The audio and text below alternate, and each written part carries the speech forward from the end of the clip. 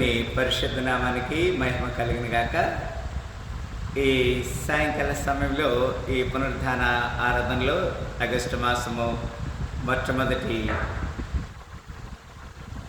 ఆదివార దినమున పాల్గొన్న ప్రతిబడిని దేవుడి నిండాలుగా దీవించి ఆశీర్వదించిన గాక.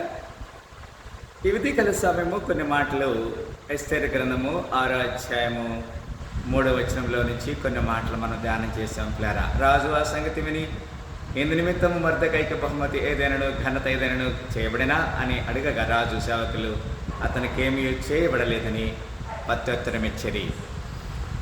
ఈ సంఘటన అంతా కూడా మనకి తెలిసిన మాట.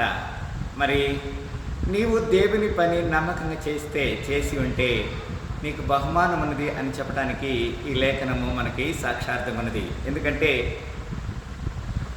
1-2 వచనాలు కూడా నేను చదువుతున్నాను. ఆ రాత్రి నిద్ర పట్టకపోయినందున రాజ్యపు సమాచార గ్రంథం తెమ్మని రాజు ఆజ్ఞయగా అది రాజు ఎదుట చదివి వినిపించబడిన. ద్వారపాలకులైన బిక్తాను తెరేషు అను రాజు యొక్క 2 నపుంసకులను రాజు అహష్వేరోషును చంప యత్నించిన సంగతి మొర్దెకై తెలిపినట్లు అందులో వ్రాయబడి ఉండెను. ఇది సమస్య మనకు తెలుసు. షూషను పట్టణంలో అహష్వేరోషు రాజకాలంలో 127 సంస్థానాల్లో హామాన్ అనేటువంటి ఒక వ్యక్తి మొర్దెకై అనేటువంటి వ్యక్తి మధ్య జరిగినటువంటి సంభాషణలో భాగముగా హామాను మొర్దెకైని ఉరి తీయాలని, మొర్దెకై దేవునికి మాత్రమే నేను తల వంచుతాను, మరెవరికి సాష్టంగా నమస్కారం చేయనని తన యొక్క నిష్ఠని వ్యక్తం చేసిన కారణాన్ని బట్టి ఇక్కడ జరిగిన సంఘటన 4-5 అధ్యాయుల్లో మనం చూసినట్లయితే మొర్దెకై ఎస్తేరు సహచరులు రాజకోటలోను ఆ రాజు గేటు దగ్గర కోట గుమ్మం దగ్గర మరి యూదులందరూ కలిసి ఉపవాసం ఉండి ప్రార్థన చేసినప్పుడు ఆ రాత్రి రాజుకి నిద్ర పట్టలేదు. This is the true and very unique. నీవు నేను మనందరం కూడా ఉపవాసం ఉండి లేకపోతే దేవుని యథార్థంగా కనిపెట్టి చూస్తే ఎవరైతే నీకు వ్యతిరేకంగా పనిచేస్తున్నారో వారికి దేవుడు నిద్ర పట్టనేయుడు. అంత మాత్రం కాదు, అక్కడి నుంచి దేవుడు నీ కొరకు ఒక బహుమానాన్ని సిద్ధం చేస్తున్నాడు. అది ఇక్కడ అడుగుతున్నాడు. రాజు ఆ సంగతి విని 3వ వచనంలో ఎస్తేరు గ్రంథం 6వ వచనంలో ఎందు నిమిత్తము మొర్దెకైకి బహుమతి ఏదైనా ఘనత అయినను చేయబడినా అని అడగగా రాజు సేవకులు అతనికి ఏమీ చేయబడలేదని ప్రత్యుత్తరం ఇచ్చేరి. ఇలా మనం ఈ విషయాన్ని జ్ఞాపకం చేసుకుంటున్నాం. దేవుడు మనతో కొన్ని హెచ్చరికలు చేస్తున్నాడు. తన కృపకి మన పాత్రలు కావాలని ఆయన కోరుకుంటున్నాడు. ఇక్కడ న్యాయాధిపతుల గ్రంథము 1వ అధ్యాయం 12వ వచనం రాయబడిన కాలేబు కిర్యత్సేఫెరును పట్టుకొని కొల్లబెట్టు వానికి నా కుమార్తెను అక్సాను ఇచ్చి పెళ్లి చేసేదని చెప్పగా, కొన్నిసార్లు ఇది జరుగుతూ ఉంటుంది కదండి. మరి కాలేబు ఒక ప్రమాణం చేస్తున్నాడు. ఎవరైతే మరి కిర్యత్సేఫెరును పట్టుకొని తీసుకొస్తారో కొల్లపెట్టునో వారికి నా కుమార్తెని ఇస్తానని చెప్పేసి ఇక్కడ లేఖనం చూసాము. అక్కడ న్యాయాధిపతులు ఇంకొక మాట కూడా మనం చూస్తున్నాం. 1వ అధ్యాయం 13వ వచనం కాలేబు తమ్ముడు కనీజు కుమారుడైన ఒత్నీయేలు దాన్ని పట్టుకుని కనుక కాలేబు తన కుమార్తెను అక్సాను అతనికి ఇచ్చి పెండ్లి చేశాను. ఒక పట్టణాన్ని పట్టుకోవడానికి వారు ఒక బహుమానాన్ని ప్రకటన చేశారు. పాత నిబంధనలో స్పష్టంగా వ్రాయబడినది. 1వ సమూయేలు గ్రంథంలో ఈ విధంగా వ్రాయబడింది. 17వ అధ్యాయం 25వ వచనంలో ఇశ్రాయేలులో ఒకడు వచ్చుచున్న ఆ మనిషిని చూస్తే నిజముగా ఇశ్రాయేలును తరలించుటకై వాడు బయలుదేరి వచ్చున్నాడు. వారిని చంపి వానికి రాజు బహుగా ఐశ్వర్యము కలుగజేసి తన కుమార్తెనిచ్చి పెళ్లి చేసి వాని తండ్రి ఇంటి వారిని ఇశ్రాయేలు సొంతలుగా చేయననగా అంటాడు. ఇది మనకు తెలుసు. సౌలు రాజు ఎవరైతే గొలియాతు మీదకు యుద్ధం చేసి అతన్ని చంపుతారో రాజ్యంలో సగం ఇస్తాను, నా రాజ్యం ఇస్తాను, నా కుమార్తెనిచ్చి పెళ్లి చేస్తానని అతను ఒక ప్రకటన చేశాడు. ఒక పని చేసినందుకు దేవుడు ఒక బహుమానాన్ని మన కొరకు సిద్ధం చేస్తాడు. అక్కడే 26వ వచనం కూడా ఈ విధంగా రాయబడింది. దావీదు జీవము గల దేవుని సైన్యములను తిరస్కరించుటకు ఈ సున్నతి లేని ఫిలిష్తీయుడు ఎంతటి వాడు, వారిని చంపి ఇశ్రాయేలు నుండి ఈ నిందను తొలగించి వానికి బహుమతి ఏమని తన యొద్ద నిలిచిన వారిని అడుగగా. పిల్లరా, కొన్నిసార్లు మనం చేసే పనికి దేవుడు బహుమానము సిద్ధం చేస్తున్నాడనే మాటని ఇక్కడ లేఖనం మనం చూస్తున్నాం. 1వ దినవృత్తాంతాల గ్రంథము 11వ అధ్యాయము 6వ వచనం. ఎవడు మొదట యోబేసీలను హతము చేయనో వాడు మిక్కడును సైన్యములకు అధిపతియగు దావీదు సెలవీయగా సిరియా కుమారుడైన యోవాబు అందరికంటే ముందుగా ఎక్కి ఆ యాధిపత్యమును పొందెను అంటాడు. లేదా ఇక్కడ దావీదు మరి ఎవరైతే మరి తన సైన్యాధిపతిగా ఉండాలనుకుంటారో వాడు యోబేసీలకు వెళ్ళి అక్కడ నీటిని తీసుకొస్తే అతను నేను పెడతానని చెప్పినప్పుడు అక్కడ అదొక బహుమానంగా అక్కడ వ్రాయబడిన సందర్భాన్ని మనం చూస్తున్నాం. రెండవదిగా ఇంకొక పాయింట్ మనం చూస్తున్నాం. దానియేలు గ్రంథం 5వ అధ్యాయం రాజు గారడి విద్య గల వారిని కల్దీయులను జ్యోతిష్కులను పిలువనంపించడని ఆతురముగా ఆజ్ఞ ఇచ్చి బబులోనులోని జ్ఞానులు రాగానే ఇట్లనను ఈ వ్రాతను చదివి దీని భావమును నాకు తెలియచెప్పువాడెవడో వాడు ఉదా రంగ వస్త్రము కట్టుకొని తన మెడను సమర్థమైన సువర్ణమైన మయమైన కంఠభూషణము ధరించిన వాడై రాజ్యంలో 3వ అధిపతిగా ఏలును. This is a great opportunity. ఇలాంటి ఆపర్చునిటీ మనము అనేక సార్లు చూస్తామన్నాం. నీవు దేవుని పని చేస్తే నీకు బహుమానం ఉన్నది అని ఇక్కడ లేఖనం స్పష్టంగా వ్రాయబడినది. 5వ అధ్యాయము 16వ వచనంలో ఈ విధంగా వ్రాయబడినది. అంతర్భావములను బయలుపరచుటకును కఠినమైన ప్రశ్నలకు ఉత్తరం ఇచ్చుటకును నీవు సమర్థుడిని గురించి విని విన్నా కనుక ఈ వ్రాతను చదువుటకు దాని భావమును తెలియచెప్పుటకు నీకు శక్యమైన నీవు ఉదారంగ వస్త్రం కట్టుకుని మెడను సువర్ణ కంఠభూషణం దంచుకుని రాజ్యంలో 3వ అధిపతిగా ఏలుదు. పిల్లరా ఇక్కడ కూడా ఒక మాట మనం చూస్తున్నాం.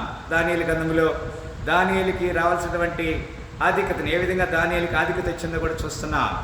ఇక్కడ 5వ అధ్యాయము 28, 29 కూడా మనం చూస్తున్నాం. బెల్షాజరు ఆజ్ఞగా వారు దానియేలునకు ఉదారంగ వస్త్రం తొలగించి అతని మెడను బంగారపు హారము వేసి ప్రభుత్వం చేతులు అతడు 3వ అధికారిగా చాటించిరి. పిల్లరా ఈ దానియేలు 3 అధికారులు అనగా నెబుకద్నెజరు, మరి అంత మాత్రమే కాదు దర్యావేష్, మరి బెల్షాజర్ 3 రాజుల కాలంలో అతను వర్ధిల్లాడు. It is not because of his greatness but God given him the talent which is hidden secrets he was revealed. ఆయన దాగినటువంటి మర్మాల్ని ఆయన బయలుపరిచిన కారణం బట్టి అది జరిగిందని మనము జ్ఞాపకం చేసుకుంటున్నాం. అపొస్తలుల కార్యములు 28వ అధ్యాయం 8, 9, 10 వచనం చదువుతున్నాం.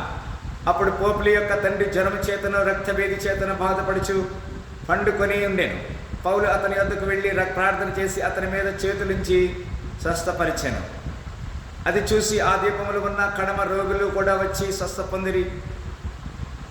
మరియు వారు అనేక సత్కార్యములతో మమ్మల్ని మర్యాద చేసి మేము ఓడ ఎక్కి వెళ్ళినప్పుడు మాకు కావలసిన వస్తువులు తెచ్చి ఓడలో ఉంచిరి. పిల్లరా ఇక్కడ కొన్ని బహుమానాలు మరి పౌలు గారికి తనతో ఉన్నటువంటి ప్రజలకి అక్కడ ఆ ప్రాంతం ఉన్నటువంటి ప్రజలు కదండి ఎంత చక్కగా మరి వారికి ఇచ్చారు కదా. పోపులి మరి ఆ ప్రాంత అధికారిగా ఉన్నాడు.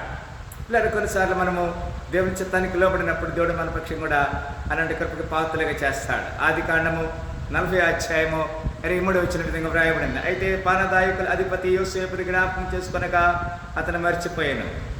లేదా యోసేపు జైల్లో ఉన్నాడు.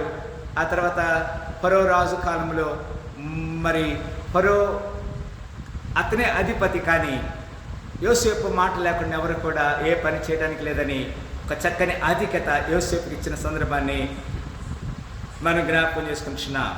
118వ కీర్తన 8 వచ్చిన ఈ విధంగా వ్రాయబడినది. 8, 9 కూడా చదువుతున్నాం. మనుషులను నమ్మకుండా కంటే యెహోవాను ఆశ్రయించుట మేలు అంటాడు. అంత మాత్రమే కాదు, రాజు నమ్మకుండా కంటే యెహోవాను ఆశ్రయించడం మేలు. మనం ఈ లోకంలో మనుషులను నమ్మకూడదు, రాజు నమ్మకూడదు, కానీ యెహోవాను ఆశ్రయించాలి. ప్రసంగి గ్రంథము 9వ అధ్యాయము 15 వచ్చిన వ్రాయబడినది. అయితే అందులో జ్ఞానము గల ఒక పేదవాడుండి తన జ్ఞానం చేత ఆ పట్టణమును రక్షించెను. ఆయనను ఎవరినో ఆ పేదవాడిని జ్ఞాపకం చేసుకొనలేదు. ఇలారా కొన్నిసార్లు నీ పేదరికం ఉండొచ్చు, కానీ దేవుడు నిన్ను చూస్తున్నాడు, నీ హృదయాన్ని చూస్తున్నాడు, నీ అంతరంగ స్వభావాన్ని ఆయన చూస్తున్నాడు. 1వ దినవృత్తాంతాల గ్రంథము 19వ అధ్యాయము 2వ వచ్చిన విధంగా వ్రాయబడినది. అప్పుడు దావీదు హామాను తండ్రి అయిన నాహోషు నా ఎడల దయ చూపించాను కనుక నేను అతని కుమారుని ఎడల దయ చూపించదని అనుకొని అతని తండ్రి నిమిత్తము అతన్ని పరామర్శించుటకు దూతలను పంపెను. దావీదు సేవకులు హామానును. పిల్లరా, ఇక్కడ కొన్ని విషయాలు మన జ్ఞాపకం చేసుకుంటున్నాం. దేవుని చిత్తానికి మనం లోబడ్డప్పుడు దేవుడు మన పక్షంగా నూతన క్రియ చేస్తాడు. ఆయన ఎవరికి అన్యాయస్తుడు కాడు, ఆయన నీతిమంతుడు కదా. ఇక్కడ మొర్దెకై చిన్న సహాయం చేస్తాడు. ద్వారపాలకున్న బిక్తాను తెరేష్ అను రాజు యొక్క ఇద్దరు నపుంసకులు రాజు అహష్వేరోషు సంపాదించిన సంగతి మొర్దెకై తెలిపినట్టు అందులో వ్రాయబడినది. నీకు తెలిసిన మేలు ఏదైనా సరే ఉంటే అది వెంటనే క్షేమకరమైన సమాచారము తెలియచేస్తే తద్వారా నువ్వు చేసి మర్చిపోవచ్చు, కానీ చాలా రోజుల తర్వాత నీకు దేవుడు మేలు చేస్తున్న సత్యాన్ని ఇక్కడ లేఖనంలో మనకు రాయబడినది. ఇక్కడ రాజు ఏ విధంగా అయితే మరి ఆ కింద మనం ఆ రాజ్యం అంతా చూసినప్పుడు మొర్దెకై మరి రాజు ఎక్కే గుర్రం మీద కూర్చొని రాజవస్త్రాలు ధరించి రాజకిరీటం ధరించి ఏ విధంగా సన్మానించాలని మరి శత్రువు అయినటువంటి హామాను ద్వారా ప్రకటించబడుచు అతను వెళ్ళాడు. ఆ తర్వాత శత్రువు ఏదైతే మొర్దెకై కొరకు సిద్ధపరిచాడో ఆ యొక్క ఉరికమ్మ మీద అతను ఉరి తీయబడ్డాడు. లేరా మనము దేవునికి లోబడినప్పుడు, తన కృపకి మన పాత్రలుగా ఉన్నప్పుడు ఆయన ఎంతైనా నమ్మదగిన దేవుడు. ఆయన తన కృపని మనకి తోడుగా ఉంచుతాడు. మనం సరి చేయబడతాం, ఆయన కృపలో మన పాత్రలుగా ఉందాం. అలాంటి కృపదేవుడు మన డాలుగా దీవించి ఆశీర్వదించునుగాక. ప్రార్థన చేస్తాం.